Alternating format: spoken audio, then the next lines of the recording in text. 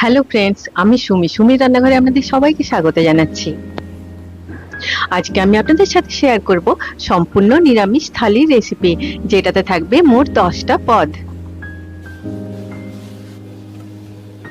আমার আজকের ভিডিওটি ভালো লাগলে আপনারা নিশ্চয়ই আমার চ্যানেলটিকে লাইক, শেয়ার আর সাবস্ক্রাইব করবেন।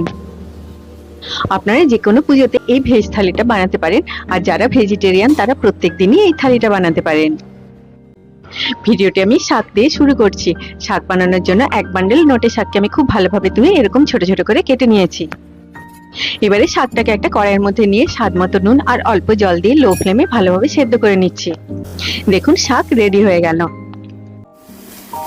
দেখুন সব সবজিগুলো খুব ভালোভাবে সেদ্ধ হয়ে গেছে। এবার এর মধ্যে দিয়ে দিলাম তৈরি করে রাখা গুঁড়ো মশলাটা 1 টিস্পুন। এই মশলাটা আপনারা দিতে ভুলবেন না, এটা দিলে শুক্তোটা থেকে খুব সুন্দর একটা সুগন্ধ আসে। আর দিয়ে দিলাম হাফ টিস্পুন গুড়ের পাউডার। ভালোভাবে নাড়াচাড়া করে নিয়ে গ্যাসের ফ্লেমটাকে অফ করে দিলাম। দিয়ে দিলাম হাফ টিস্পুন ঘি। দেখুন নিরামিষ মুগের ডাল রেডি হয়ে গেল। ভালোভাবে নাড়াচাড়া করে দিয়ে দিলাম 1 teaspoon Kashmiri red chilli powder. মশলাটা দেখুন খুব সুন্দরভাবে ভাজা হয়ে গেছে। এবার এর মধ্যে দিয়ে দিলাম মগজ আর কাজু বাটা। মগজ বা মেলন সিডস আর কাজুকে আমি 10 মিনিটের মতো গরম জলে ভিজিয়ে রেখেছিলাম, তারপরে বেটে নিয়েছি। খুব সুস্বাদু নিরামিষ ফুলকপির তরকারি রেডি হয়ে গেল।